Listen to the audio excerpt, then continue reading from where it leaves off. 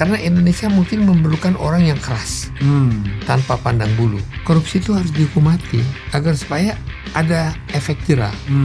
Amat sekali kita orang berkorupsi triliunan, akhirnya tahanan rumah. Di dunia ada 4 negara, 4 jenis negara. Satu negara yang kaya, masyarakatnya kaya. Oke, kaya-kaya. Ya. Ada negaranya kaya, masyarakatnya miskin. Nah, itu Indonesia. Dari tahun 98 sampai ke sini, which is sudah 38 tahun ya. Itu ternyata tidak terjadi juga. Ini Jadi 3 periode besar ini dengan klaimnya masing-masing, ini kan cukup panjang kan untuk kita evaluasi. 45, 65 itu 20 tahun. 65 98 32 tahun. Ini malah periode lebih lama, 38 tahun sudah. bertambah buruk ya. I don't know Kan exactly. sebetulnya kita tuh mengharapkan Presiden Prabowo, bahwa Presiden Prabowo mengatakan dia akan membersihkan seluruh itu. Semua sendi-sendi aktivitas bisnis dan sendi-sendi daripada ketidakjujuran daripada para pengusaha maupun para pejabat. Tapi ternyata tidak. Karena mungkin untuk Presiden Prabowo juga sulit nih kayaknya. Sendirian dia menghadapi ini semua. Kita nggak tahu apakah dia juga disandera juga atau enggak, kan kita nggak tahu.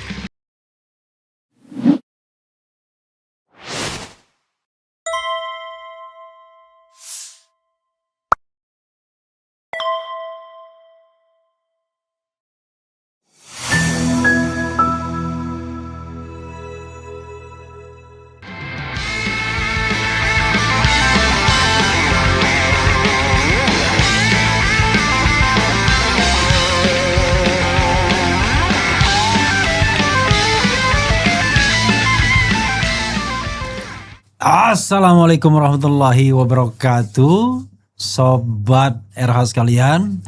Jumpa lagi kita di channel yang keren ini. Keren. Jadi ya sobat RH sekalian, saya punya tamu yang luar biasa. Tapi tamu dan juga saya bertamu sebenarnya ya. The one and the only Peter Gonta.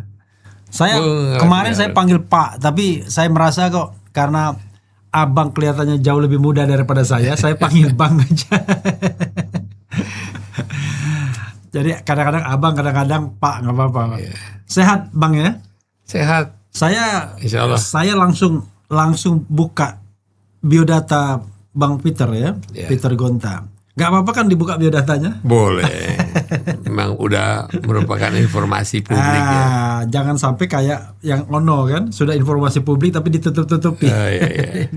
Ini informasi. Jadi Bang Peter ini kalau di sini ya, Peter F. Gonta. F itu apa? Frederick. Franz. Oh Franz. Peter Franz Gonta. Gontanya pakai TH ya, jangan lupa. Businessman and former ambassador of Indonesia to Poland. Jadi pernah duta besar di Polandia Bang ya? Ya, dari tahun 2014 sampai 2019. Itu masa Jokowi, tapi diangkatnya di saya mulai dari masanya SBY, Pak SBY ya. Pak SBY yang mengangkat ya. Di sini dikatakan kesalahan teknis saja itu. Oh ini bahasa Inggrisnya ya. Jadi kelahiran 4 Mei 1948 di Semarang, Indonesia. Kemudian pionir televisi komersial. Kayaknya banyak mendirikan pertelevisian Bang ya. Iya, mulai dari RCTI, SCTV, Indovision, ya Transvision. Ya. Dan sekarang partainya Nasdem. Itu pun kesalahan teknis juga. Sebenarnya? Ya, kesalahan teknis lah. Saya masuk di dalam partai. Bukan kesalahan politik, kesalahan teknis ya. Kalau pendidikan S3 di terakhir SD, SMP, SMA ya kan. Tapi itu tidak terlalu penting bagi orang yang sukses. SD, SMP. Ya, orang akan mengatakan S2, S3 itu bukti pernah sekolah aja. Bukti pernah sekolah, itu kata Rocky Gerung ya, bukan bukti pernah berpikir. Bang, saya mau mulai dari apa ya? Jadi sobat RH sekalian, sebelum memulai ini saya mendengarkan lagu yang diciptakan oleh Bang Peter, berbahasa asing lagi, tapi asingnya bukan Inggris lagi ya, bahasa Portugis. Dan kalau kita ingat beberapa tahun yang lalu, beliau pernah muncul di televisi dengan penyanyi jazz ya, Iga Mawarni. Dinda, pujaanku. Nih. Nika Mawarni ya. Rupanya ternyata beliau ini selain seorang bisnismen, seorang motivator, ya, tapi rupanya seorang seniman juga. Itu memang iseng atau memang abang tuh serius sebenarnya? Sebetulnya saya kalau boleh dibilang ya saya seorang seniman. Oke. Tapi bisnis itu ya itu pun Sampingan. kesalahan teknis. Oh, Ya, kesalahan teknis juga. kenapa dibilang kok seniman itu darahnya begitu? Ayah saya seorang pemain musik. Beliau dulu adalah orang yang bermain musik dan mendidik bersama-sama seperti Jack Lesmana, I see. ya Bobby Chen, Iya. Mariono, Darmono dan sebagainya. Dan beliau itu dulu yang mulai mengajar saya main musik dan saya mendapatkannya dari situ. Ya ada darah lah ada di Nah, mengalir. abang bisa alat musik apa aja yang bisa dimainkan? Ya main keyboard lah. Keyboard ya? Main keyboard, Oke. ya main keyboard. Jadi kalau misalnya bikin lagu itu langsung dari keyboard itu biasanya? Apalagi sekarang saya rasa dengan otomatisasi, dengan AI dan Jauh sebagainya, lebih gampang ya? jauh lebih gampang membuat Iya. musik. Bisa bikin lagu saat ini juga, lalu kemudian barangkali diimprovisasi sendiri. Dia improvisasi betul itu ya. Oke bang ya, ini introduction-nya. Tapi saya ingin ya, apa mood atau concern abang hari ini ya dengan situasi politik dalam negeri atau luar negeri yang ada? Mungkin abang mengungkapkan concern-nya dulu. Saya rasa dunia ini berubah disebabkan terutama karena adanya internet. Oke. Jadi pengaruh-pengaruh Asia, pengaruh Timur, pengaruh Barat, pengaruh Timur Tengah itu bercampur aduk, saling memberikan informasi sehingga kebanyakan informasi itu membuat orang menjadi bingung apa yang akan dilakukannya. Iya, iya, iya. Dan pada saat yang sama pengetahuan orang itu juga bertambah cepat, ya. Tanpa kita ketahui sekarang kita sudah memasuki zaman artificial intelligence. Iya. Artificial intelligence itu menurut hemat saya adalah sesuatu yang sangat berbahaya bagi umat manusia. Iya. Dalam arti kata bahwa artificial intelligence akan mengambil alih banyak pekerjaan-pekerjaan dari manusia dan ini pada akhirnya akan berdampak negatif terhadap kehidupan manusia secara keseluruhannya. Tapi kita belum tahu sebetulnya. Kemungkinan juga AI itu akan mempercepat atau bahkan bisa membuat manusia menjadi lebih sejahtera. Itu pun bisa terjadi. Tapi kita belum tahu ini akan kemana. Yang pasti banyak pekerjaan yang akan diambil alih oleh AI. Pekerjaan administrasi, pekerjaan teknologi, pemikiran teknologi, hukum, semuanya itu akan diambil alih oleh AI. Sehingga pada akhirnya manusia tuh mungkin akan nganggur. Bahkan library nggak dibutuhkan lagi. Library sudah tidak dibutuhkan. Kita melihat bahwa informasi ada di internet. Saya rasa juga sekolah juga sekarang sudah mulai internet. Universitas terbuka juga sudah ada di internet. Dan informasi itu bahkan sudah tidak bisa lagi terkontrol. Yang menjadi masalah sekarang adalah dengan adanya informasi yang kita tidak tahu keabsahannya. Iya, iya. Kadang-kadang apa informasi itu benar atau tidak benar. Kita melihat keadaan di Timur Tengah juga merupakan sesuatu yang terjadi begitu cepat disebabkan oleh karena informasi yang sedemikian rupa sehingga seluruh dunia itu terpengaruh. Tapi kalau kita lihat untuk kondisi dalam negeri bang ya, misalnya gini, Indonesia ini unik memang kan. Ada suku yang masih hidup zaman batu, beberapa suku di Papua misalnya, ada suku yang sudah fast learner di Jawa misalnya. Itu ketimpangan akses internet itu kan tinggi sekali. Sementara dengan ketimpangan tersebut ada fenomena artificial intelligence gitu. Wah ini ketimpangannya makin menjadi-jadi tuh bang. Ya, Kita kaitkan dengan persatuan dan kesejahteraan ya sebagai tujuan persatuan dan kesatuan bangsa ya. Ya, dan kesejahteraan umum. Ini permasalahan yang sangat serius nih, Bung Refli. Kenapa ini merupakan serius? Kita harus lihat sejarah Indonesia. Ya. Indonesia itu negara kesatuan. Ya. Negara kesatuan yang berdiri dan lahir oleh karena kesepakatan. Ya. Kesepakatan, kita mengetahui bahwa Bung Karno adalah seorang proklamator. Tapi beliau itu hanya bisa melakukan proklamasi itu berdasarkan kesepakatan dari begitu banyak kepala suku atau sultan-sultan, kesultanan. Iya. Indonesia terdiri dari kesultanan. Hmm. Ada kesultanan di Kalimantan, ada kesultanan Di Aceh. di Aceh, ada kesultanan, bahkan kita bukan kesultanan Bali itu merupakan kerajaan tersendiri. Ya, di Jawa juga Madura, begitu. demikian juga di Jawa. Dan dari zaman ke zaman kan kita melihat bahwa ada Majapahit, ada Kartanegara, ada Sriwijaya. ada Sriwijaya, ada dan sebagainya.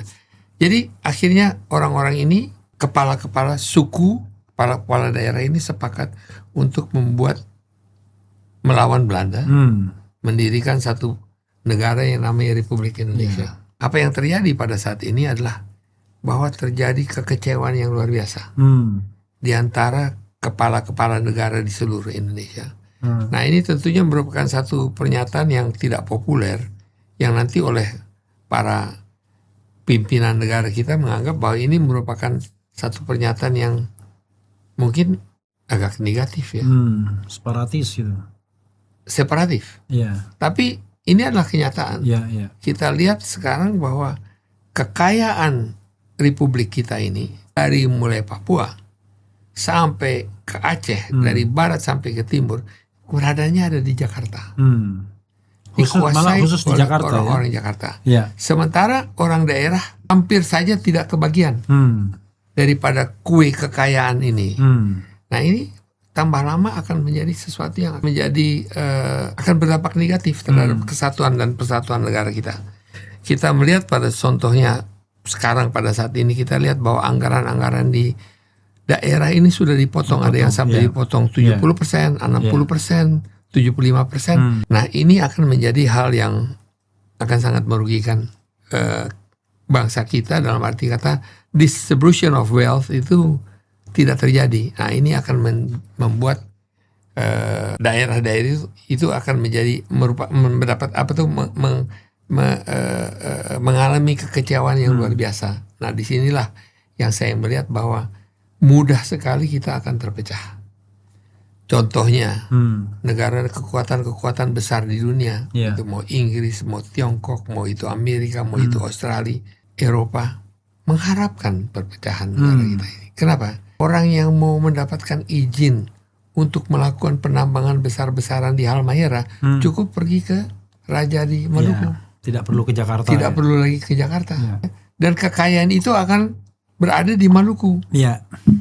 Demikian juga kalau kita ke Aceh, atau demikian juga kalau kita ke Kalimantan dan Sulawesi, yang akan menjadi negara yang paling miskin nanti ya Jawa.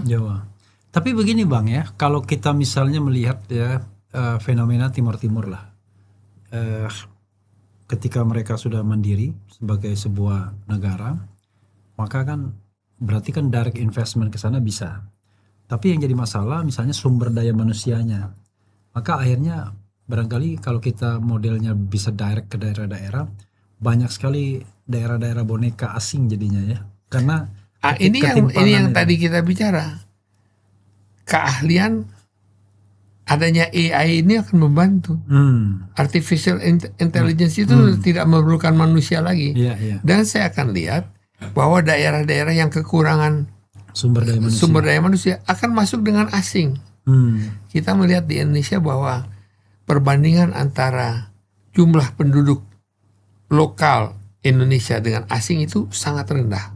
Kalau kita lihat ke Singapura, itu perbandingan 1:3. Kita mungkin 1:5, ya mungkin banding 100. Mungkin kurang lagi dari itu, lebih lagi dari itu. Jadi kita melihat bahwa pada akhirnya adalah ilmu-ilmu dari luar itu tidak akan masuk ke Indonesia pada saat ini. Nah, kalau ini lepas nanti, mereka akan masuk ke daerah-daerah, dan dengan adanya AI nggak ada masalah untuk mengembangkan apapun yang ingin mereka kembangkan. Artinya yang nggak masalah orang asingnya, tapi rakyat setempat akan bermasalah. Rakyat setempat nanti akan mendapatkan hasil daripada pengelolaan daerah itu. Gini Bang, sekarang mereka tidak mendapatkan apa-apa. Iya. Jadi gini, ini kan menarik ya. Di satu sisi kan ketika kita memerdekakan bangsa ini, janji Republik itu adalah memajukan kesejahteraan umum. Artinya semua dari Sabang sampai Merauke.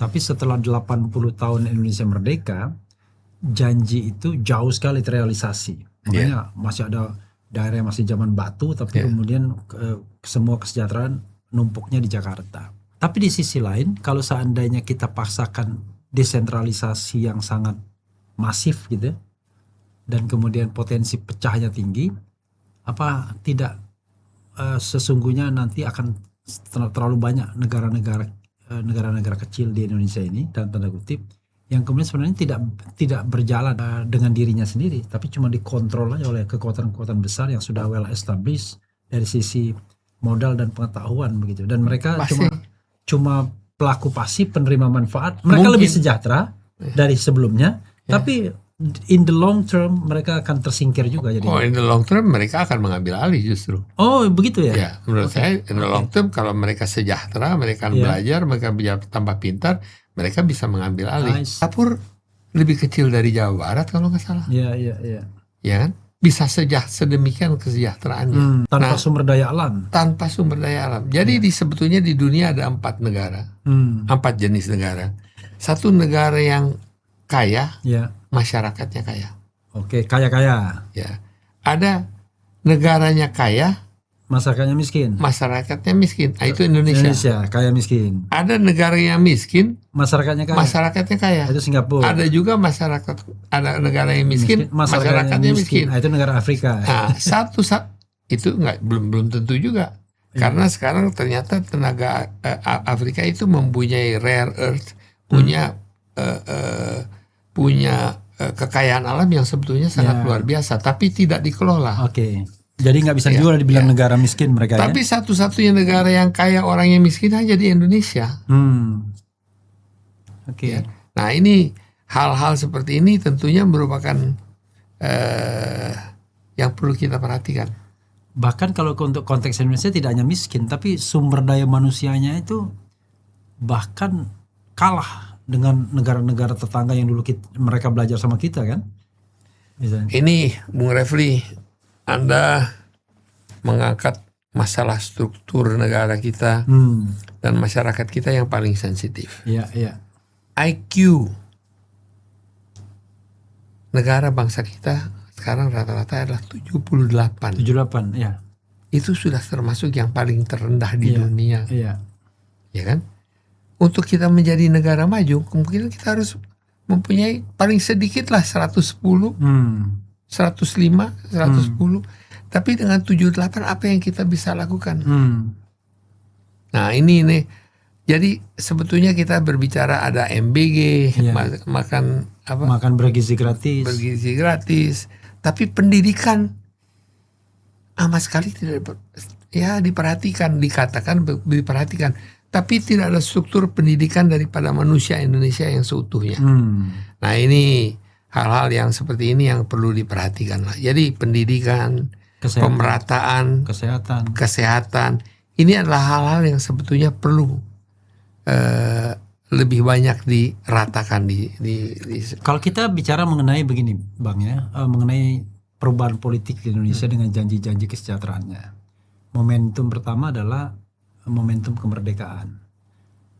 Tapi sampai tahun 66 ketika terjadi pemberontakan G30 dan kemudian terjadi perubahan pemerintahan, tidak terjadi. Justru ujungnya kemiskinan dan kekurangan, sandang pangan, antri di mana-mana kan. Lalu muncullah kekuasaan baru tahun 65 yang awalnya lumayan kan. Tapi dari awal from the beginning muncul masalah pemerataan, trickle down effect yang diharapkan ternyata tidak terjadi. Sampailah kemudian tahun 98. Dari tahun 98 sampai ke sini which is sudah 38 tahun ya. Itu ternyata tidak terjadi juga. Gini. Gitu. Jadi 3 periode besar ini dengan klaimnya masing-masing ini kan cukup panjang kan untuk kita evaluasi. 45, 65 itu 20 tahun. 65 98 32 tahun. Iya. Ini malah periode lebih lama 38 tahun sudah. Ya. Bertambah buruk ya. I don't know exactly. Gimana? Saya rasa begitu. Saya rasa demikian. Saya rasa pada zaman Pak Harto ya. Saya hidup di zaman saya mengalami zamannya Bung Karno, di mana kita sandang dan pangan ngantri, minta ampun ya, minyak aja nggak ada, minyak tanah, kemudian BBM juga tidak ada, Kalau kita mau beli 2 meter kain kita mesti ngantri. Kalau kita mau beli 1 kilogram beras kita mesti ngantri. Ngantrinya nggak tanggung-tanggung. Bisa ya ratusan orang yang ngantri. Itu satu. Sabun aja tidak ada waktu itu. Ya kan? Kemudian datang Pak Harto. Dan kita melihat sebetulnya ada pemerataan. Sebetulnya negara kita sejahtera. Rakyat kita tuh mulai sejahtera. Yang ada di sini adalah sejahtera, tapi ada sekelompok yang sangat sejahtera, terlalu elitis gitu jadinya. Sangat sejahtera, sangat mendapatkan fasilitas. Nah ini yang sebetulnya membuat keresahan itu yang sebetulnya kesalahan. Nah sekarang apa yang terjadi pada saat ini adalah pemerataan itu kelas menengah Indonesia tuh hilang. Kita kehilangan makin hancur. Penyangganya udah nggak ada lagi. Udah nggak ada. Kelas menengah itu menjadi mundur turun ke bawah, menjadi kelas di bawah. Dan di atas ini ada sekelompok manusia yang sangat berpengaruh dan sangat kaya. Dan ini berada di Jakarta semua kebanyakan, ya, yang sebetulnya mendapatkan hasil daripada kekayaan di daerah. Nah, ini jadi pemerataan itu hilang sekarang. Ya ini susah kita untuk mengatakan apa yang sedang terjadi. Kita berbicara bahwa waktu dulu Pak Harto dituduh mempunyai korupsi 15 miliar dolar. Sekarang 15 miliar dolar itu sudah nggak ada apa-apa. Sekarang udah 1.000 miliar dolar, gitu kan? Jadi 1.000 triliun dan sebagainya itu. Ya. Dan nggak satu orang miliar dolar itu rame-rame. Berapa triliun? Oh, banyak sekarang, banyak sekali. Ya. 17 triliun. Ya 17 kuadriliun. Jadi kalau kita bicara direction ya, kok direction negara kita ini makin lama makin nggak jelas ya di bidang baik di bidang politik maupun ekonomi. Ya. Wrong direction gitu. Kita ya pendidikan di kita itulah pendidikan dan moral kita. Ini adalah sesuatu yang tidak diajarkan. Orang-orang yang sekarang berkuasa adalah orang-orang yang lahir sesudah ya tahun 70-an. Nah, apa yang terjadi di dalam pendidikan di Indonesia ini, kalau kita lihat di Jepang, pada waktu Jepang pendidikan anak sekolah itu kelas 1, kelas 2, kelas 3, waktu mereka masih kecil, mereka nggak diajar untuk berhafal. Mereka diajar bagaimana menjaga kebersihan. Mereka diajar bagaimana menghormati orang tua. Mereka diajar untuk bagaimana naik bus sendiri, terutama bagaimana mengantri. Nah, ini diajarkan pada waktu mereka masih kecil. Di Indonesia ini tidak diajarkan. Diajarkan bagaimana membersihkan kamar mandi atau WC ya. Bagaimana makan dengan tertib. Nah, ini sama sekali kita tidak ada di Indonesia. Bahkan kalau sekarang yang diajarkan adalah bagaimana cara shortcut untuk mendapatkan kekayaan. Sekarang secara tidak langsung ya oleh orang-orang tuanya. Secepat mungkin. Iya, secepat mungkin bisa kaya gitu kaya. Ya. Jadi kita pun punya permasalahan dengan bangsa kita ya. Tapi kalau kita balikan ya dengan kepemimpinan politik, saya kan tidak ingin blame satu orang aja misalnya, wah Pak Jokowi aja atau Pak Prabowo saja atau SBY saja. Tetapi kepemimpinan politik yang hadir setelah reformasi lah kita anggap. Bahwa itu partai-partai politik, pemimpin-pemimpin partai politik yang harusnya kan jadi backbone dari pembangunan bangsa ini. Tapi mereka tidak menjalankan peran apapun. Baik ketika mereka mengirimkan para legislatornya, mengirimkan para menterinya di kabinet. Yang terjadi adalah cakar-cakaran untuk mengeruk resources untuk kelompok atau kepentingan partainya masing-masing, Bang. Ini adalah hasil daripada demokratisasi yang terjadi di Indonesia. Kita belum siap untuk berdemokrasi seperti yang ada sekarang. Dan bahkan kita menjadi lebih demokrasi daripada demokrasi. Ya. Dan kita sama sekali bahkan demokrasi sendiri tidak mengenali demokrasi kita. Betul. Inilah yang jadi masalahnya. Coba kita bandingkan kita dengan Singapura. Di Singapura orang nggak berani ada hoax. Internet, di Instagram kita bikin yang macam-macam, besoknya kita ditangkap. Ya, kita menulis macam-macam yang tidak tepat mengenai pemerintah atau mengenai negara, kita ditangkap. Di Indonesia apapun yang kita mau lakukan dan apapun yang kita mau katakan itu nggak jadi masalah. Nah inilah demokrasi. Nah yang apa yang terjadi sekarang dulu. Tapi saya bisa bantah sedikit Bang begini. Bisa nggak kalau misalnya kalau di Singapura pemerintahnya sudah memenuhi kaidah good governance, clean government, antara lain transparansi. Sehingga kalau Anda bikin disinformasi maka itu jelas hoax. Di kita pemerintahnya belum menerapkan good governance, clean governance, masih banyak gray area sehingga ketika orang mengkritik dan lain sebagainya bisa jadi benar kritik. Contoh misalnya gini, Faisal Basri misalnya almarhum pernah mengatakan adanya ekspor nikel ilegal lah sebanyak 5 juta ton. Itu tidak pernah diklarifikasi oleh kekuasaan ya. Tapi orang meyakini itu betul. Nah sementara data di Bea Cukai Indonesia 0, tapi di China ada tercatat. Importnya tercatat. Nah pertanyaannya adalah kalau misalnya abang tadi mengatakan soal wah ini hoax bisa ditangkap. Kalau di kita bisa jadi itu bukan hoax, yang menyebar hoax pemerintah begitu. Betul. Nah, inilah jadi tatanan hukum di Indonesia tuh memang amburadul ya. Saya lihat memang ya terlalu cepat negara ini membebaskan segala sesuatu tanpa terkontrol. Dan kita melihat pendidikan daripada ya legislator kita juga anggota-anggota parlemen mereka yang masuk di dalam politik kita juga bukan orang-orang yang sebetulnya memahami apa yang mereka lakukan atau apa yang mereka janjikan, gitu kan? Nah, satu contoh aja, harusnya negara kita tuh negara yang kaya raya.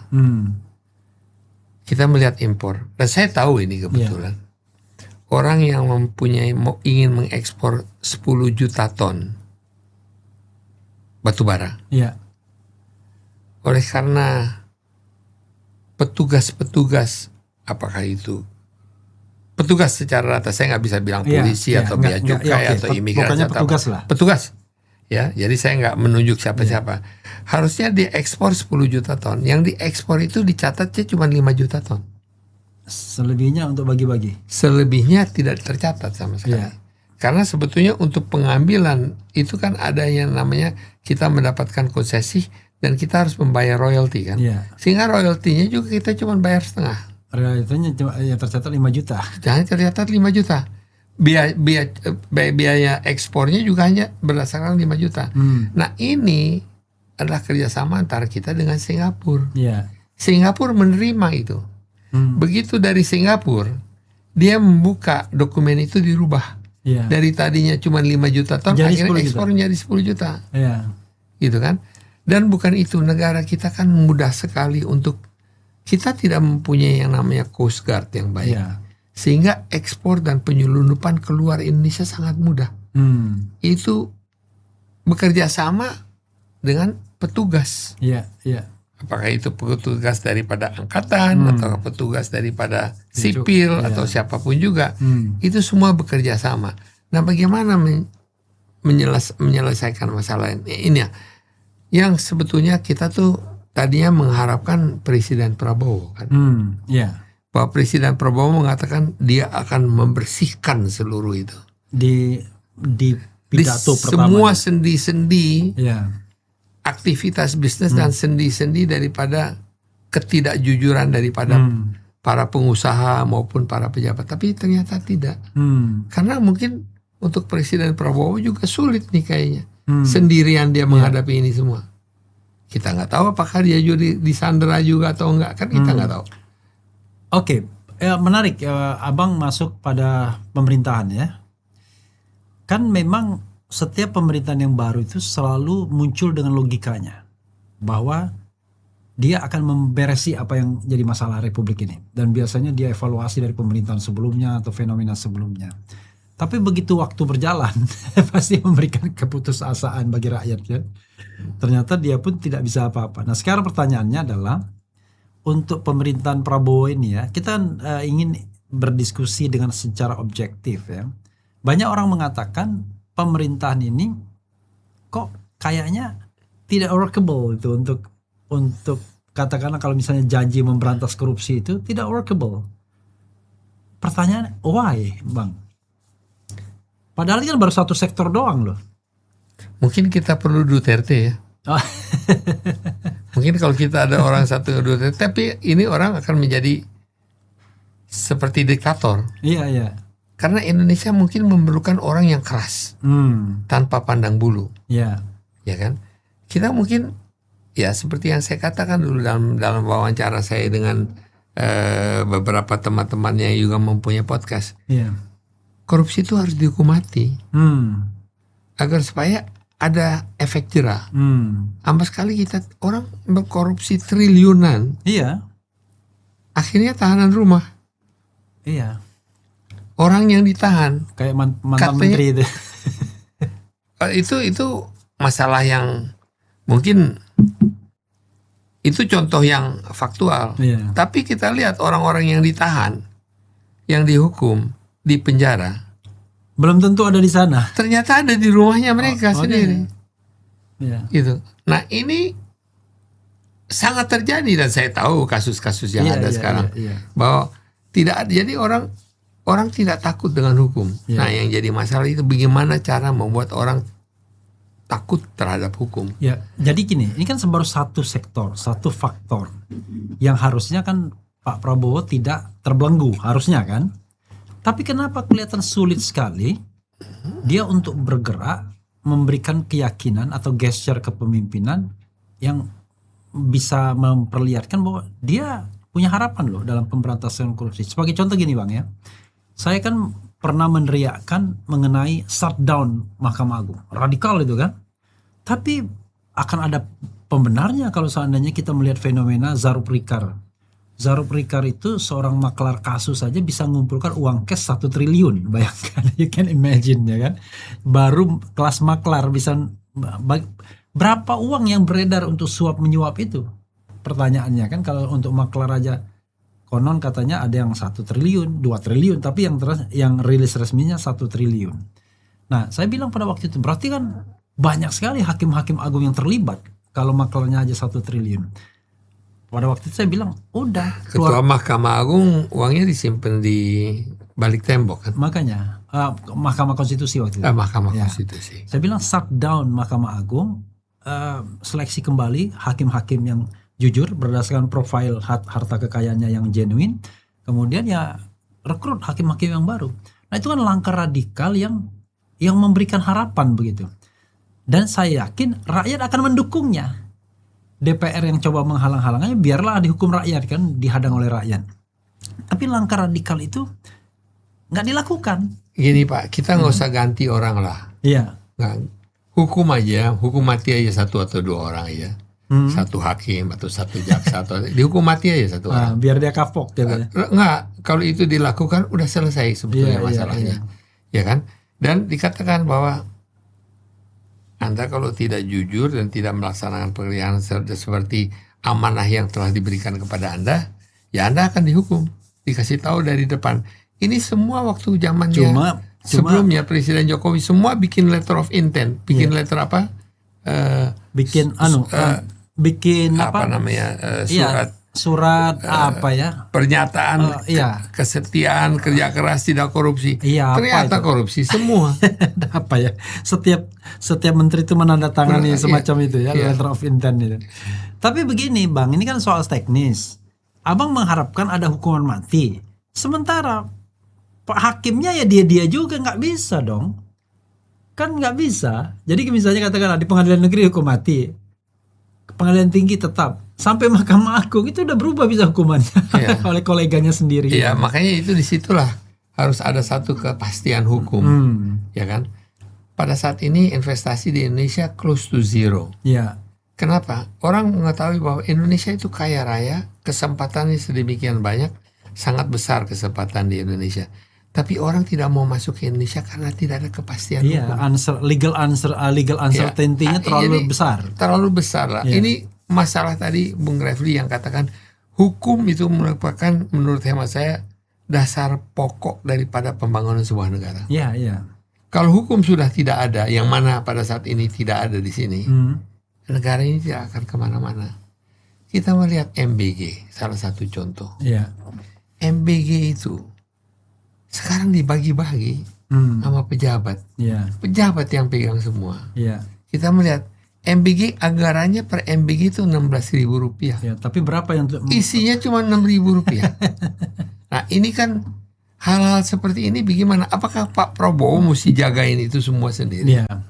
Tapi kan begini, misalnya ya Bang ya, masa sih nggak ada pembantu-pembantunya yang tidak punya mental korupsi? Makanya kesalahan Pak Prabowo yang saya lihat pertama adalah ketika dia merekrut para pembantunya, langsung kesan bagi-bagi jabatan itu lebih menonjol ketimbang prinsip-prinsip good governance, meritokrasi misalnya. Yang diangkat orang-orang yang ini, mohon maaf nih Bang, dari awalnya bau-bau korupsinya udah tingkat tinggi. Memang. Gitu. Jadi sebetulnya negarawan lah. Kita kekurangan, kita banyak orang pintar, tapi kita kekurangan negarawan. Negarawan dan orang jujur. Bukan itu aja, kita ambil contoh lah. Presiden Jokowi dengan ijazah palsunya. Iya. Kemungkinan itu ijazahnya benar, nggak palsu. Iya. Sebetulnya masalahnya nggak besar, tapi beliau itu kan seorang negarawan. Iya. Beliau sudah menjabat 10 tahun menjabat negeri ini. Harusnya dia kasih lihat, ini loh ijazah saya, ijazah saya asli, selesai semua. Nah saya bisa mengerti, kalaupun ijazahnya palsu, saya bisa mengerti lah bahwa ini, bahwa ini terjadi hal seperti ini kalau ijazah. Tapi yang paling sedih kalau ijazahnya itu asli.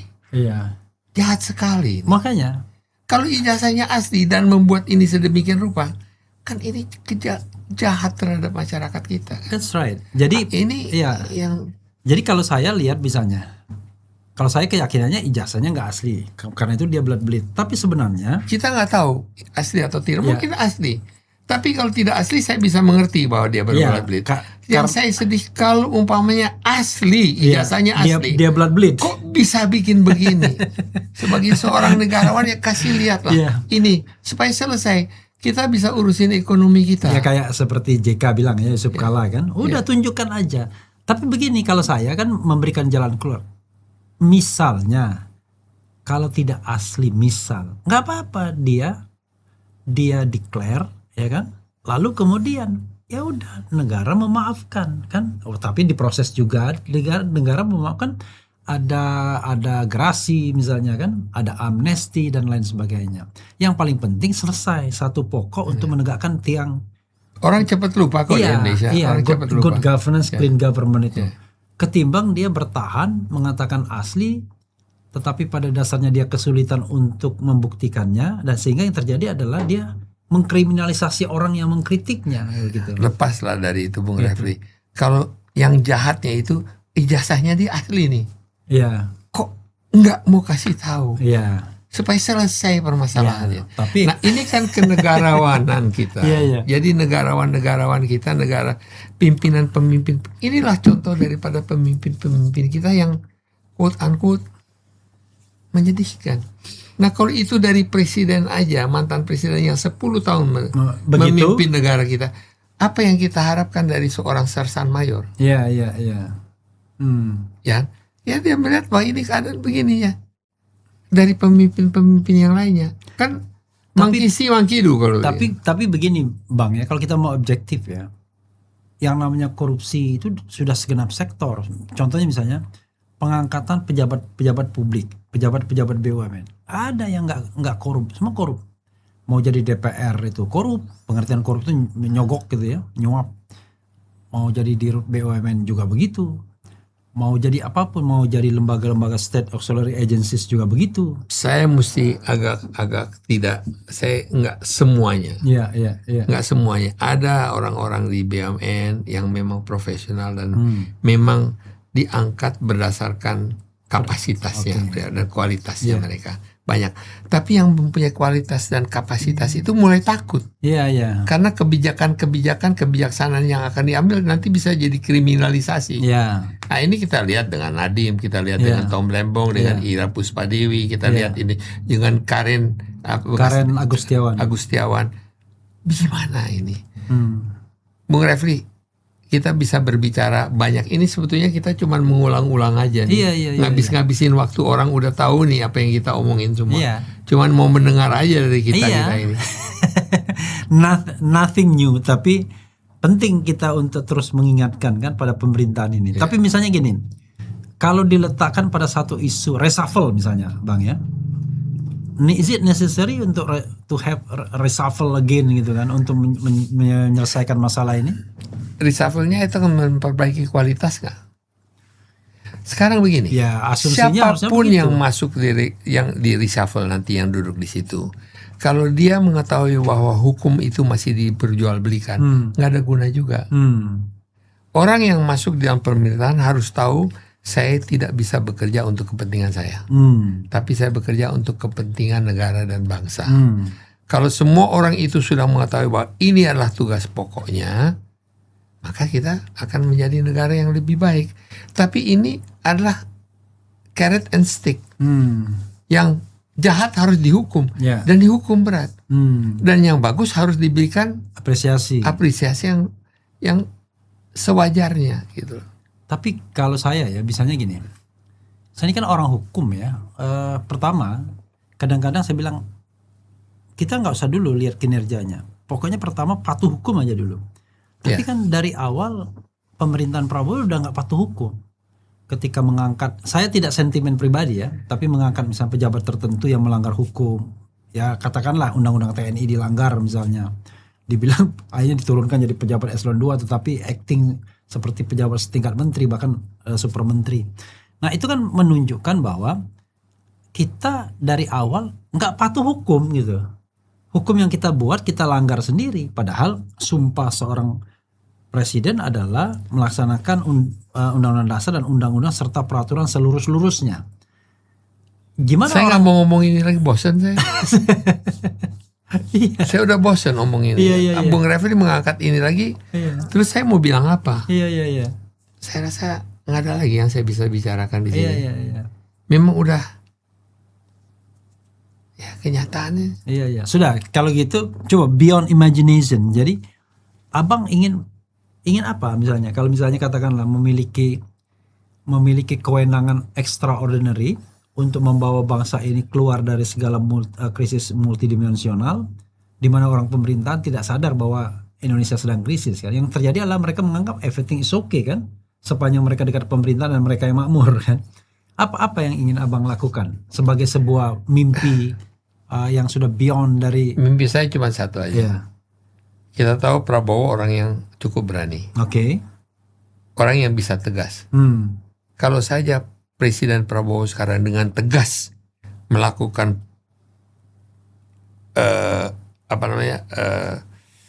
menumpas korupsi ini. Untuk periode kedua Prabowo nggak usah kampanye lagi, otomatis sudah terpilih. Otomatis terpilih. Kalau dia habiskan korupsi ini, kalau dia bikin semua tatanan hukum itu berjalan dengan lancar, nggak usah ngomong MBG, nggak usah kasih kesejahteraan rakyat, nggak usah bilang Indonesia menjadi akan negara yang lebih maju.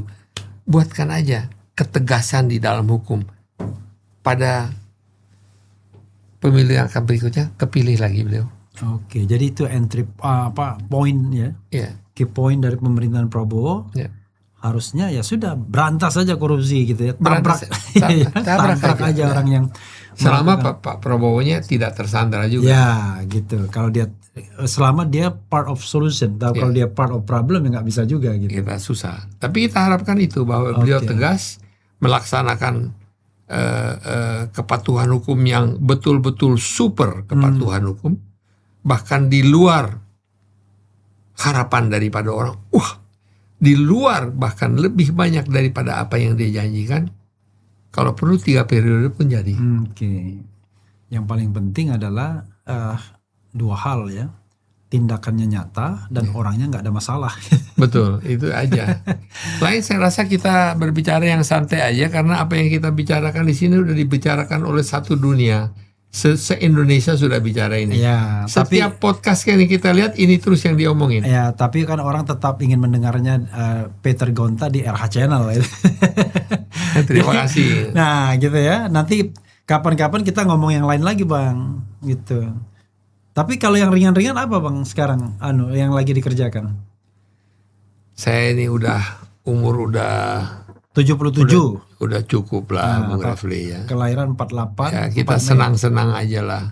Menikmati apa yang telah kita hasilkan sebelumnya. dan kita lihat aja. Tapi saya kenikmatan itu masih belum kelihatan.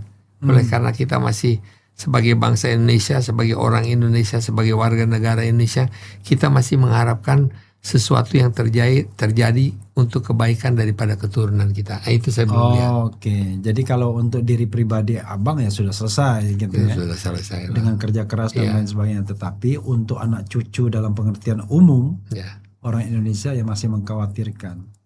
Terakhir ini, ada yang bilang udahlah Indonesia ini udah selesai, sudah end game. Kita perlu membentuk yang kayak Rismond dong. The United End game gitu. End game. The United States of Indonesia gitu.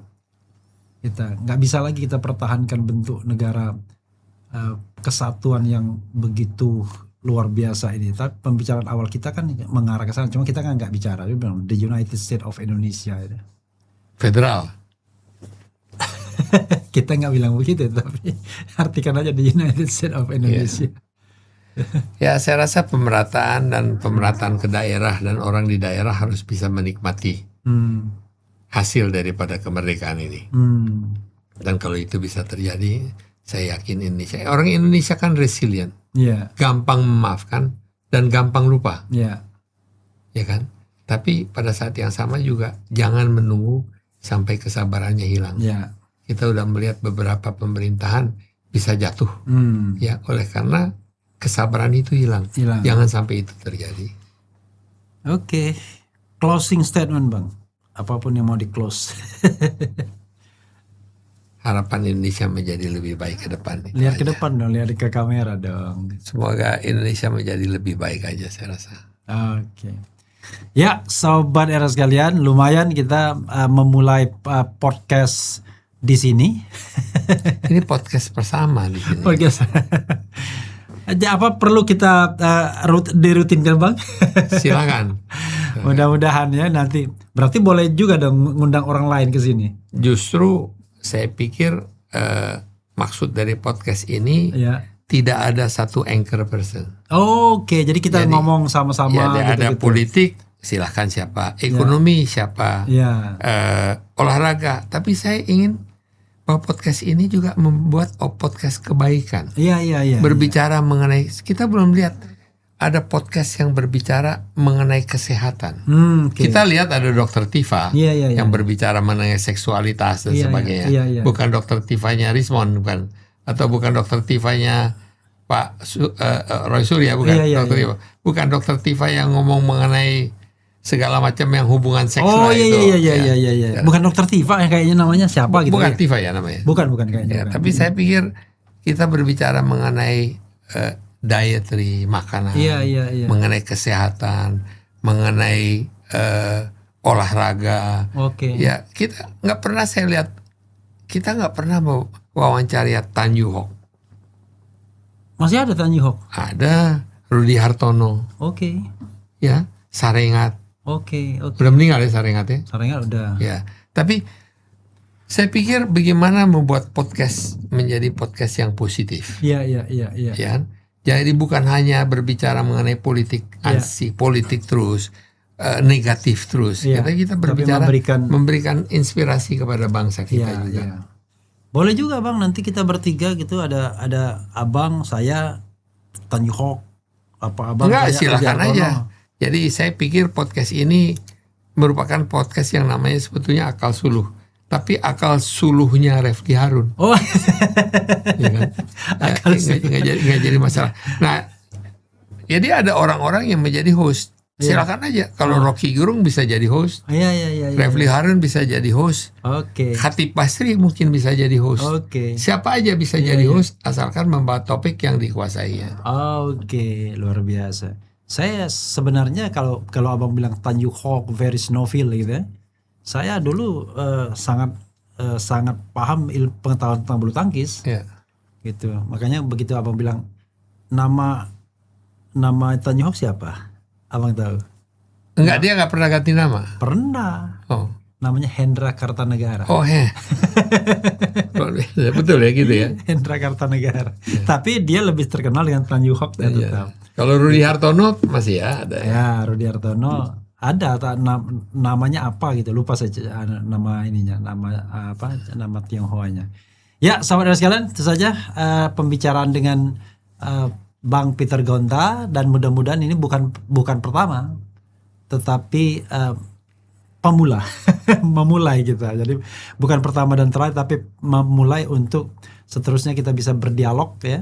Syukur-syukur nanti kita bisa menggunakan studio ini untuk mengundang orang ya, atau tetap nanti di RH Channel juga akan ada studio yang mudah-mudahan bisa dirancang juga.